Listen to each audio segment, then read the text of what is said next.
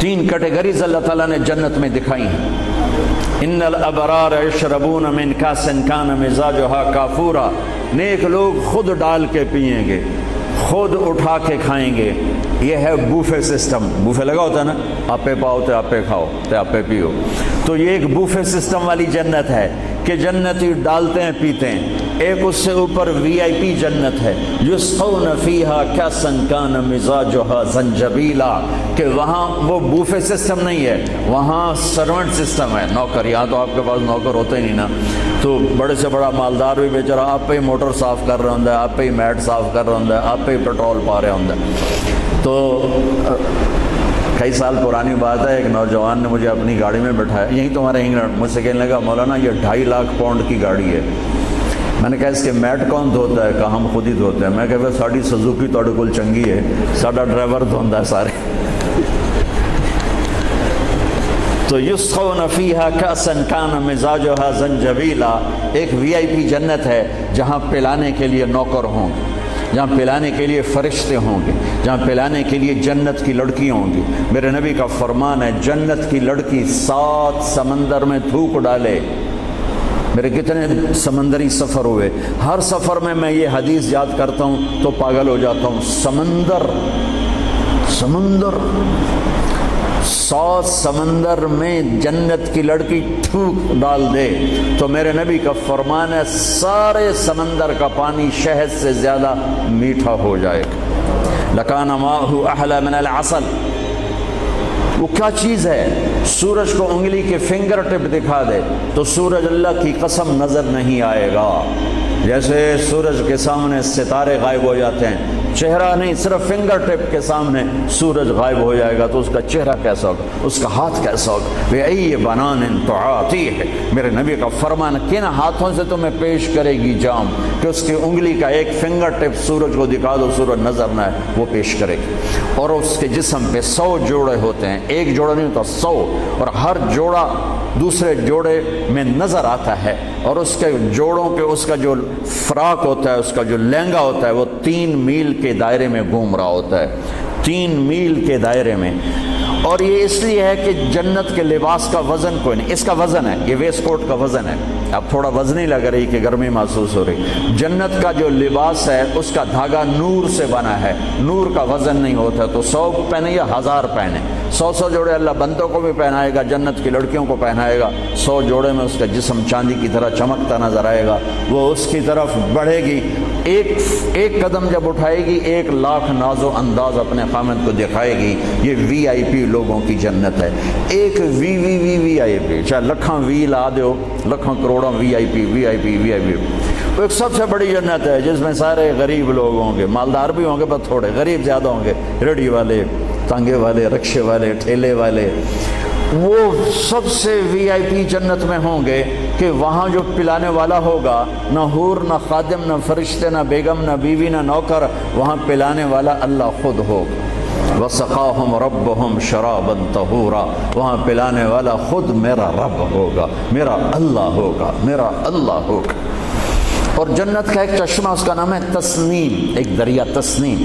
باقی سارے دریا چشمے زمین پر چلتے ہیں، جو تسنیم ہے وہ زمین پر نہیں ہے، وہ ہوا میں چلتا ہے۔ تسنیم کہتے ہیں سنام، سنام ہوتی اونٹ کی کوہان، ایسے تو وہ پانی یوں چلتا ہے، یوں چلتا ہے، یوں چلتا ہے، اور ہوا میں چلتا ہے، ہوا میں نہ ادھر گرتا ہے نہ ادھر گرتا ہے۔ سبحان اللہ، پتہ نہیں کیا چیز اللہ نے بنائی۔ جب وہ چاہے گا، تسنیم سب سے اعلیٰ درجے کی شراب ہے جنت کی، سب سے اعلیٰ درجے کی شراب تسنیم ہے، جو اللہ جنت الفردوس والوں کو خالص پلائے گا، نیچے والوں کو ہمیں تھوڑا جا قطرے 2 قطرے ڈال کے دے گا۔ وہ ہوا میں اڑتا ہوا چشمہ ہے، اور ایسا حسین ہے، ایسا وہ دل فریب ہے کہ اس کو بیٹھ کر دیکھنا چاہے گا تو ہزاروں سال دیکھنے میں مست ہو جائے گا، پینا اس کے بعد کی چیز ہے۔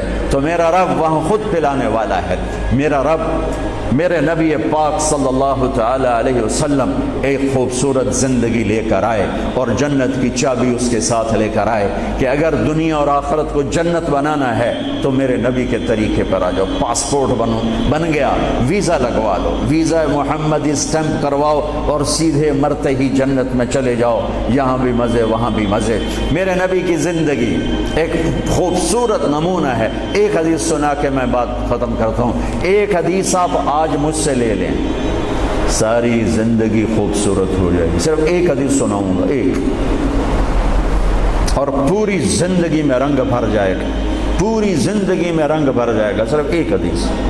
میرے نبی نے فرمایا اربع اذا كانت فيك لا يضرك ما فاتك من الدنيا، اربع من كن فيه ما ضره ما فاته من الدنيا۔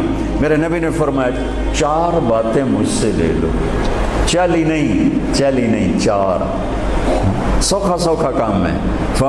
فرمایا میرے نبی نے صرف چار گلاں میرے کو لے لو تو موجاں کرو ویملے وچ بھی تے جنت وچ، صرف 400 نہیں، 4000 نہیں، 50 نہیں، 100 نہیں، 10 نہیں، 4۔ کہا میری امت چار باتیں مجھ سے لے لو، موج کرو، جہاں مرضی رہو موج کرو، موج ہی موج۔ کہا یا رسول اللہ، ارشاد فرمائیں۔ آپ نے فرمایا صدق حدیث، ہمیشہ سچ بولنا، جھوٹ نہ بولنا۔ ساڑھے تو پہلے تے کلی اڑ گئی نا، وکٹ ہو گئی، کیچ آؤٹ نہیں، وکٹ۔ میرے نبی نے فرمایا صدق حدیث، سچ بولنا، جھوٹ نہ بولنا۔ حفظ و امانت، کبھی کسی کو دھوکہ نہ دینا، کبھی کسی کے ساتھ دو نمبری نہ کرنا، ہمیشہ دیانت داری کے ساتھ چلنا، ہمیشہ دیانت داری کے ساتھ چلنا، کسی کو دھوکہ نہ دینا، کسی کے ساتھ فراڈ نہ کرنا۔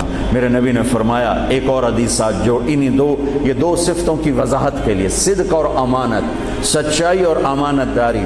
آپ سب ماشاءاللہ جانتے ہیں کہ ہمارے نبی کو کافروں نے جو ٹائٹل دیا وہ صادق اور امین کا دیا۔ اگر آپ مجھ سے سوال کریں اسلام کو دو لفظوں میں سمجھاؤ تو میرے پاس جو دو لفظ ہیں وہ علماء نے بتائے ہیں، سچائی اور امانت داری، دیانت داری۔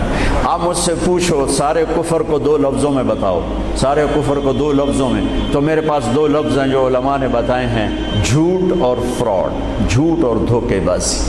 جھوٹ اور دھوکے بازی ساری دنیا کا کفر اس میں جمع ہے، اور سچائی اور امانت داری ساری دنیا کا اسلام اس میں جمع ہے۔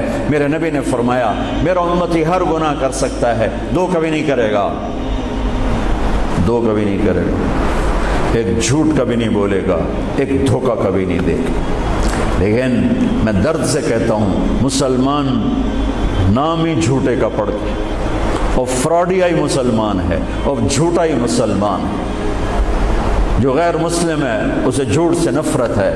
ہم کلمہ پڑھنے والے رج کے ٹکا کے جھوٹ بولتے ہیں، ٹکا کے دھوکہ دیتے ہیں۔ جب موت ہے ہی نہیں، جب موت کے بعد کوئی پوچھنے والا نہیں ہے، تو میرے نبی نے فرمایا چار باتیں بتا کے جا رہا ہوں۔ آپ نے فرمایا میں وہی چار باتیں اپنے نبی کی بتا کے جا رہا ہوں، سچائی، امانت داری، جھوٹ نہیں بولنا، دھوکہ نہیں دینا۔ تیسری بات حسن و خلیقت، اپنے اخلاق اچھے رکھو، اپنے اخلاق اچھے رکھو، معاف کرنا بھی سیکھو، معافی مانگنا بھی سیکھو، درگزر کرنا بھی سیکھو اور جھکنا بھی سیکھو، سخاوت سیکھو، محبت سیکھو، دلداری سیکھو، تواضع سیکھو، عاجزی سیکھو، خدمت سیکھو، لوگوں کے سامنے بچھنا جھک جانا سیکھو۔ اکڑنے والے ٹوٹ جاتے ہیں، بچھنے والے کامیاب ہو جاتے ہیں۔ جس شاخ پہ پھل ہوتا ہے وہ نیچے جھک جاتی، جو شاخ خالی ہوتی ہے وہ اوپر کھڑی ہوتی۔ تو تیسری بات فرمائی اخلاق ٹھیک کرو۔ سارے اخلاق کا ایک جملہ بتا دیتا ہوں، سارے اخلاق کا ایک جملہ بتا دیتا ہوں، میرے نبی کا فرمان، احسن الی من اساء الیک، جو تمہارے ساتھ برا سلوک کرے تم اس کے ساتھ اچھا کرو۔ ایک جملہ، برے کے ساتھ برا بننا یہ کون سی بڑی بات ہے؟ جو تمہیں پوچھتا نہیں اس سے پوچھو، جو تمہیں دیتا نہیں اس سے دو، جو تمہیں بد دعا دیتا ہے اس سے دعا دو، جو تمہاری غیبت کرتا ہے تم اس کو دعا دو، جو تمہاری برائی کرے تم اس کی تعریف کرو، پھر دیکھو اللہ کا غیبی نظام کیسے آپ کو ہوا میں اٹھاتا ہے اور اڑاتا ہے۔ تو تیسری بات میرے نبی نے فرمائی اخلاق اچھے کر لو۔ چوتھی بات میرے نبی نے فرمائی، چوتھی بات آخری بات، عفت فی طعمت، عفتن فی طعمت، جہاں مرضی رہو رزق حلال کماؤ، حلال روٹی کماؤ، حرام نہ کماؤ، حلال کماؤ، حرام نہ کماؤ، کہ رزق حلال ایسی دولت ہے۔ میرے نبی کی مجلس میں ایک صحابی بیٹھے تھے، سعد بن معاذ۔